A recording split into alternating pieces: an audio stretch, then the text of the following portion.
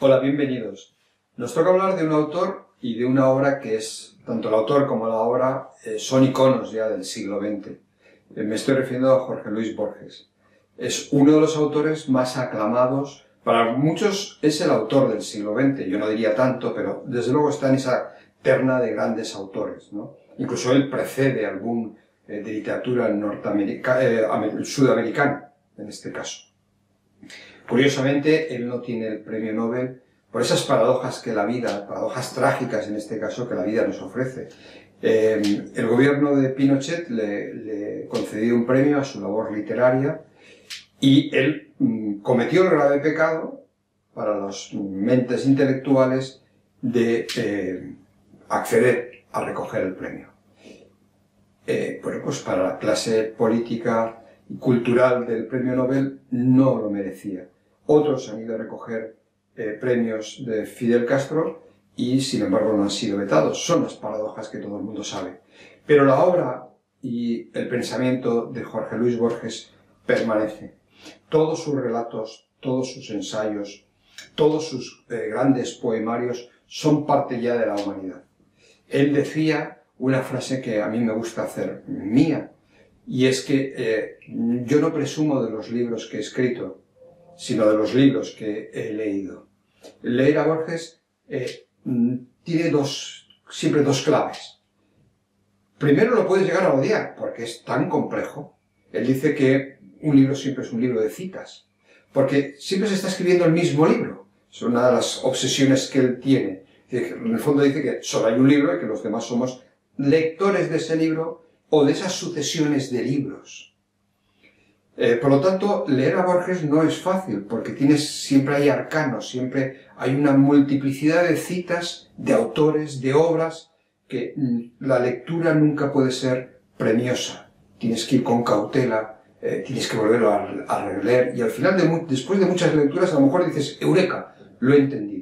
Pero aunque no se comprenda en su totalidad, o incluso aunque solo puedas captar una parte, su lenguaje ya te embriaga.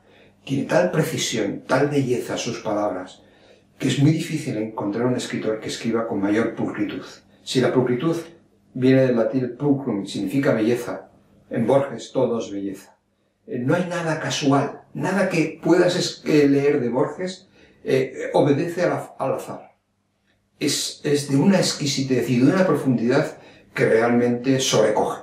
A mí, que me considero un lector mediano, pero que toda mi vida está hecha por fragmentos de fotogramas o por páginas de papel, es de los autores que realmente más me han ayudado a entender la literatura. Y en el fondo a entenderme a mí mismo, porque leer a Borges es leer sobre la humanidad escrita y la humanidad vivida. Se le ha achacado siempre que Borges es un autor donde prima la fantasía sobre la realidad. No digo que esto no sea verdad. Él es uno de los grandes autores fantásticos. Pero eso no es óbice para que en sus obras fantásticas se analice la realidad que le circunda y la época a la que él pertenece. Pero no solo a la que él pertenece. Él hace realmente un acopio de toda la humanidad literaria y la humanidad vivida.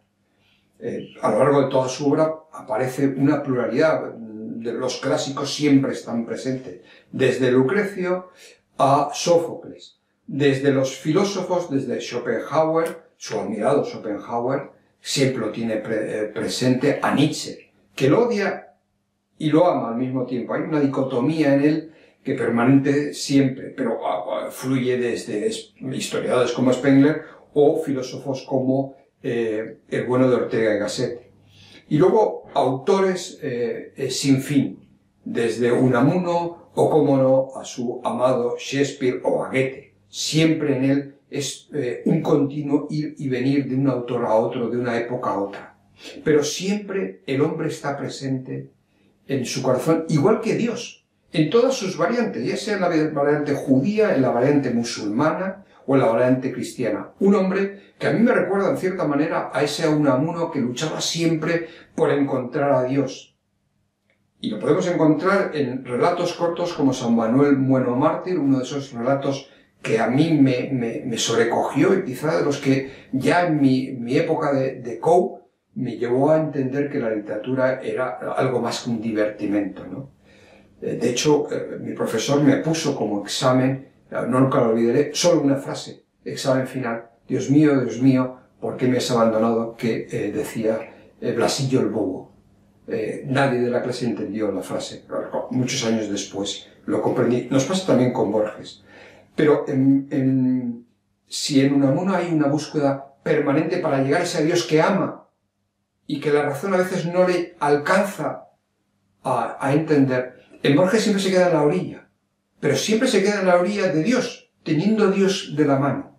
Es curioso, él se demuestra siempre agnóstico, pero todas sus obras están repletas de citas del Corán, de la Biblia o de textos del de la Biblia en el Nuevo o en el Antiguo Testamento.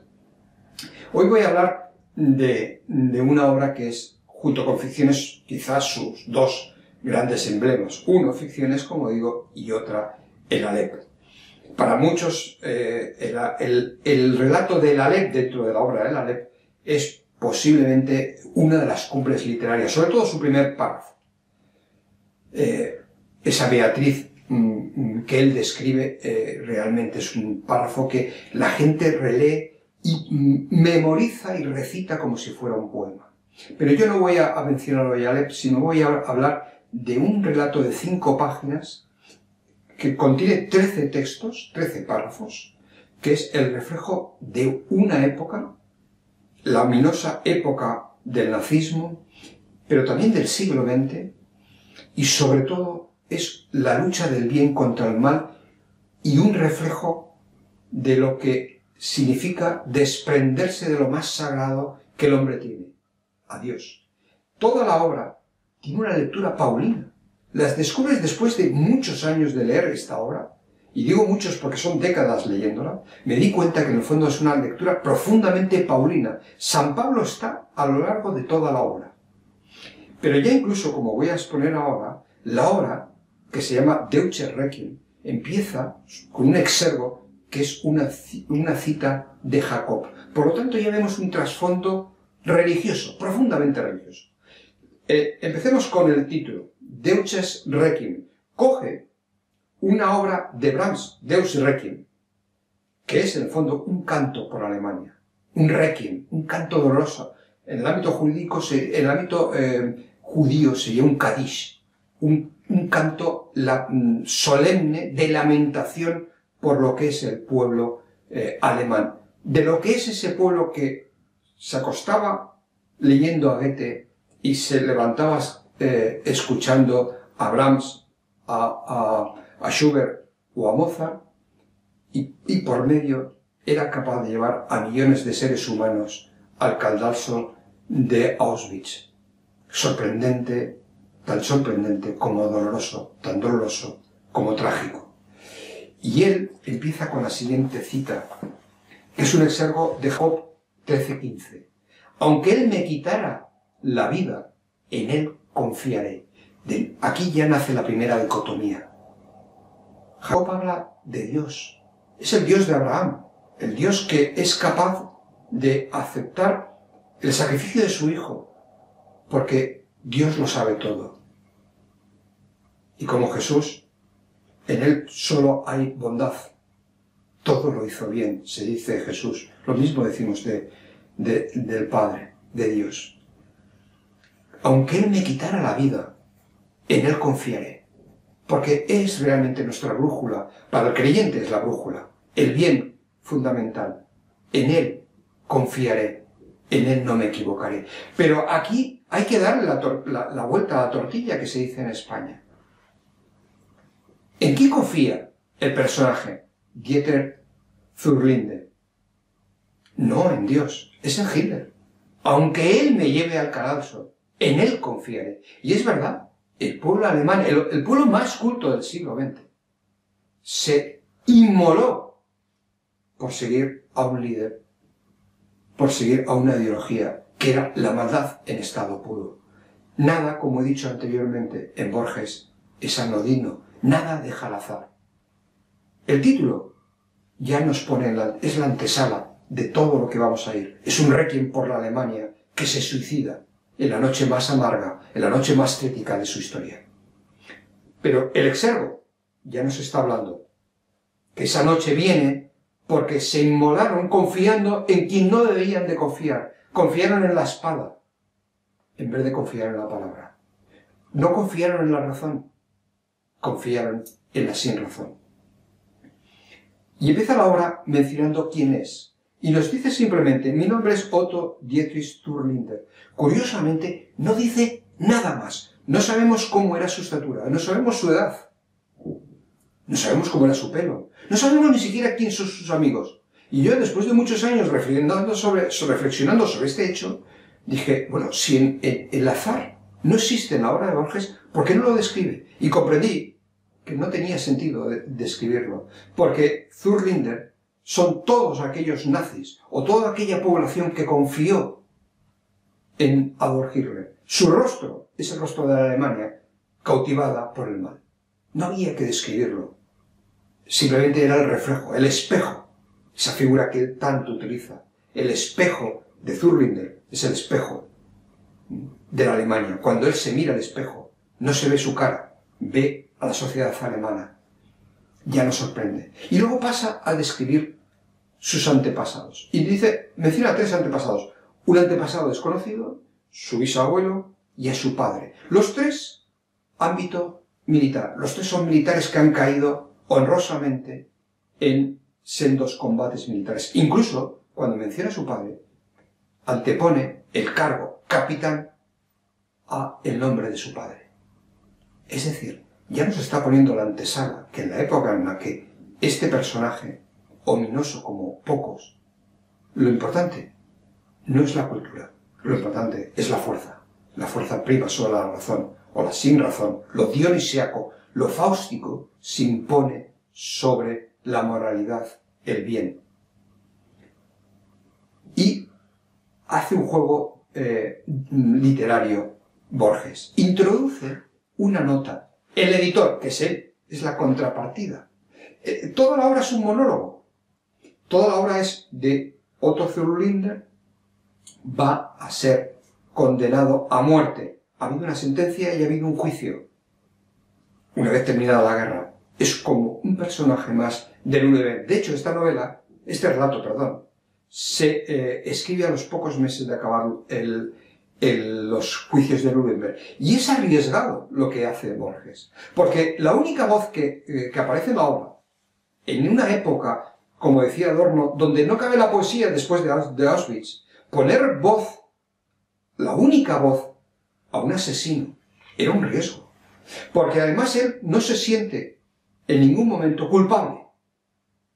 Él no viene a declarar su culpa. Viene, como muy bien dice, a exponer los hechos que le llevaron a seguir por una senda de la que él no se quiere desdecir. No se siente culpable en ningún momento. Curioso, ¿eh? Y eso lo plantea. Pero entra, como digo, como editor, diciendo, ojo, omite un antepasado suyo. Curiosamente, leo el nombre, Johannes Forker. ¿Por qué lo omite? Porque era un teólogo especialista en el Antiguo Testamento. No le interesa. Ya vemos ahí esa lucha por ocultar cualquier rasgo, primero, de fe, y segundo, del ámbito judío, lo proscrito.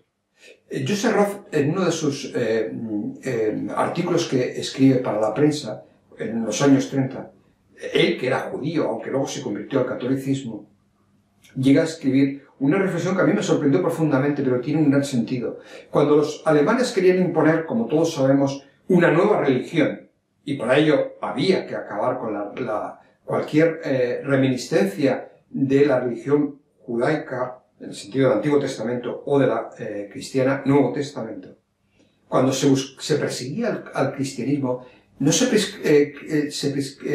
perseguía al cristianismo en sí mismo. Lo que se quería ocultar Con esa persecución era la persecución a Cristo, porque Cristo, para los jerarcas, era, en el fondo, la verdad revelada. No olvidemos que para Goebbels, él había estudiado y se había formado en los jesuitas, y sabía muy bien la trascendencia y la figura y lo que representaba Jesucristo. Y acabar con los judíos era una forma de acabar con Cristo, que también era judío. Y eso es muy importante. Por eso él oculta ese antepasado que es especialista en las Sagradas Escrituras y fundamentalmente en el ámbito del Antiguo Testamento. Ya nos pone un antecedente. Y empieza diciendo Zur Linde, yo estuve en el juicio y estuve callado como Jesucristo. Primera dicotomía, falsa en su caso, pero como Jesucristo, callado en el juicio. Me condenaron por torturador y nada tengo que ocultar. Efectivamente, nada tengo que ocultar. ¿Por qué? Porque él está absolutamente convencido de que él luchó por una nueva ideología. Por una ideología donde la debilidad del cristianismo de la que hablaba Nietzsche tenía que ser desterrada por una nueva fuerza, la fuerza del superhombre, la fuerza de la venganza. Él, y además su vida, cuando él la describe, es muy interesante, porque dice, yo cuando era joven me gustaba lo que le gustaba a cualquier alemán. Le gustaba Brahms, le gustaba leer a Shakespeare, le gustaba leer a Goethe. Pero llega un momento, año 27, que descubre a Spengler y descubre a Nietzsche. Y todo cambia. 2 años después entra en el partido. Y él dice algo muy importante. Yo no amaba la violencia. Yo no amaba la violencia. Incluso mis camaradas de partido a mí me provocaban repugnancia, seguramente tipos de la DSA. Pero buscaba, anhelaba reivindicar la Alemania y la Alemania en la fuerza y en la palabra de Adolf Hitler. Él tiene un accidente, no puede ser soldado, que es su sueño, le amputan la pierna y entra como subdirector de un campo de concentración. Y ahí conoce a un judío, David Jerusalén. Hombre, el nombre ya nos dice, elige a David y Jerusalén, la tierra sagrada. Y él lo tortura hasta conseguir su muerte, y él llega a decir algo que es impresionante. Yo no sé si David Jerusalén fue consciente de que cuando le aboqué a su muerte, lo que buscaba no era su muerte, sino desterrar lo mejor que yo tenía en mí. ¿Qué es lo mejor que él tenía en él? La piedad.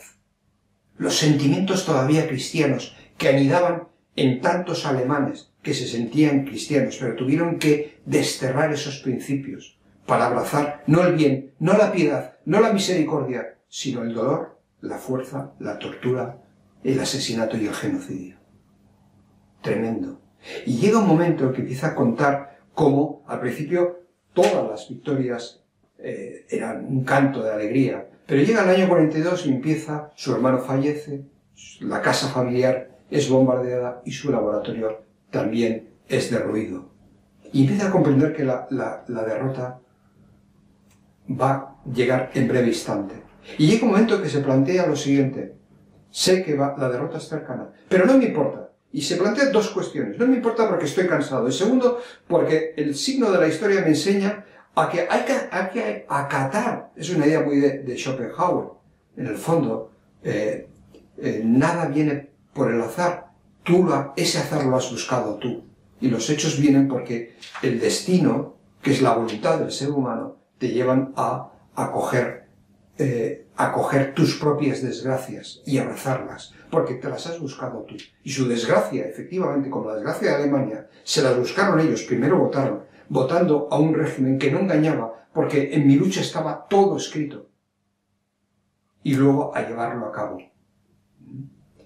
Y él termina con una reflexión que a mí me parece realmente que nos debe llevar a la reflexión más profunda. El mundo se moría de judaísmo, y de esa enfermedad del judaísmo, que es la fe de Jesús, ¿Se recuerdan las palabras que yo he mencionado de Joseph Roth? El mundo se moría de judaísmo, y ese judaísmo son las palabras de Jesús, son las palabras de la misericordia, del bien y del amor eterno. Nosotros, por el contrario, les enseñamos la violencia y la fe de la espada. Esa espada nos mata y somos comparables al hechicero que teje un laberinto y que se va forzado, a errar en él hasta el fin de sus días, o a David que juega a un desconocido y lo condena a muerte y oye después la revelación: tú eres aquel hombre. Muchas cosas hay que destruir para edificar el nuevo orden. Ahora sabemos que Alemania era una de esas cosas. Hemos dado algo más que nuestra vida. Hemos dado la suerte de nuestro querido país. Que otros maldigan y otros lloren. A mí me regocija que nuestro don sea auricular y perfecto. Se cierne ahora sobre el mundo una época implacable. Nosotros la forjamos, nosotros, que somos sus víctimas. ¿Qué importa que Inglaterra sea el martillo y nosotros el yunque? Lo importante es que rija la violencia, no las serviles timideces cristianas. Si la victoria en la injusticia y la felicidad no son para Alemania, que sean para otras naciones. Que el cielo exista, aunque nuestro lugar sea el infierno.